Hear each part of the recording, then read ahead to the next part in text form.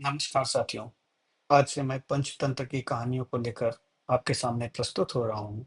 मैं एक नई कहानियों की श्रृंखला शुरू करने जा रहा हूँ, जो हमने अपने बचपन में सुनी है, जिसको सुनकर हमने बहुत सारी शिक्षाएं और ज्ञान प्राप्त किया है। मैं आशा करता हूँ कि यह सब आपके जीवन में भी कुछ नई शिक्षा, कुछ नई उम्मीदें और कुछ नए ज्ञान के रास्ते खोलेगा और आप लोग इन कहानियों को अपने जीवन में प्रयोग करके अपने जीवन को सुगम और सरल बनाने का प्रयास करेंगे। तो आज हम शुरू करते हैं अपनी पहली कहानी पंचतंत्र से, जिसका नाम है अधिक बोलने वाला कछुआ। एक समय की बात है, एक तालाब में कछुआ रहता था। कछुए को बात करने का रोग था। जब तक वह किसी से बात नहीं कर लेता था, उसके मन को शांति नहीं मिलती थी। वह जब बात करने लगता तो करता ही जाता था। वह यह नहीं सोचता था कि उसकी बात सुनने वाले को अच्छी लग रही है या नहीं। तालाब के किनारे दो बगुले भी रहा करते थे। कछुए ने बगुलों से मित्रता कर ली। वह प्रतिदिन बगुलों से देर तक बात किया करते थे।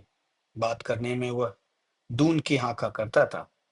बगुले कछुए से बात करते तो थे, पर कभी कभी उनकी बातों से ऊब भी जाते थे, क्योंकि वह दूर की हाँकने में बड़ा तेज था। बगुले कुछ कहते तो नहीं थे, पर अपने मन में वे अवश्य सोचते थे कि कछुए से बात करना एक रोग है। संयोग की बात है, पानी न बरसने के कारण जोरों का अकाल पड़ा। तालाब का पानी सूख गया, पेड़ पौधे भी सूख गए, खेत खलिहान भी बर्बाद हो गए। चारों ओर हाहाकार होने लगी। तालाब का पानी सूख जाने के कारण बगुलों का जीवन संकट में पड़ गया। उन्होंने तालाब छोड़कर दूसरी जगह जाने का निश्चय किया।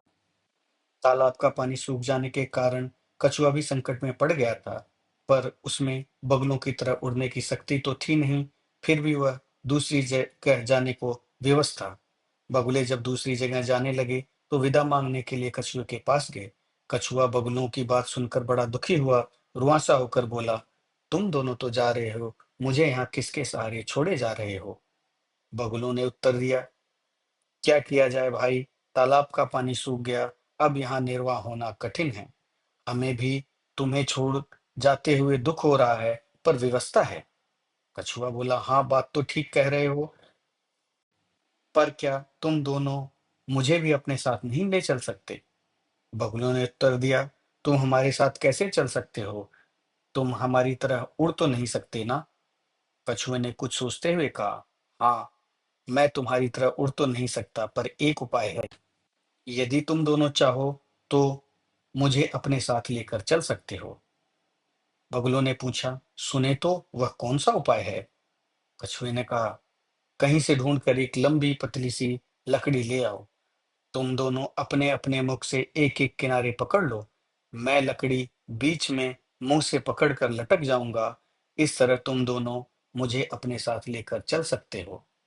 बगुलों ने कहा, उपाय तो अच्छा है, पर कठिनाई तो यह है कि तुम बोलने के रोगी हो। यदि उड़ते समय तुम्हें बात करने की धुन सवार हो गई, तो हमारा कुछ नहीं बिगड़ेगा, पर तुम्हें व्यर्थ में ही अपनी जान गंवानी पड़ेगी।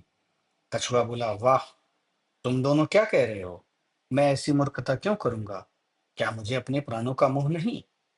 फिर तो बगुले ने कछुए की बात मान ली। बगुलों ने ढूंढकर एक लंबी सी पतली लकड़ी ले आए।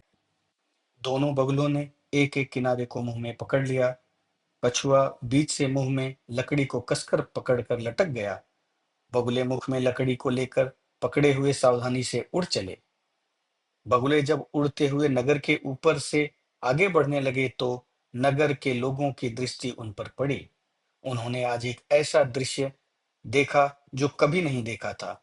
बगुले लकड़ी के एक एक किनारे को पकड़ कर उड़े जा रहे हैं। कछुआ बीच से लकड़ी को मुख से पकड़कर लटका हुआ था। लोग तालियां बजाकर हंसने लगे, जोर जोर से कहने लगे, देखो कैसा अद्भुत दृश्य है। दोनों बगुले कछुए को लेकर उड़े जा रहे हैं। लोगों के हंसने की आवाज बगुलों और कछुए के कान में पड़ी। बगुले तो चुप रहे, पर कछुआ तो बात करने का रोगी था। लोगों की हंसी सुनते ही उसका रोब उमड़ आया। कछुए के मन में लोगों को डांटने की इच्छा पैदा हुई, पर ज्यों ही कछुए ने मुंह खोला, लकड़ी उसके मुंह से छूट गई और वह नीचे गिरकर मर गया। कछुए के मरने पर बगुलों को बड़ा दुख हुआ। वे आपस में बात करने लगे, अगर कछुए को अधिक बात करने का रोग न होता तो बेचारे की जान इस तरह न जाती।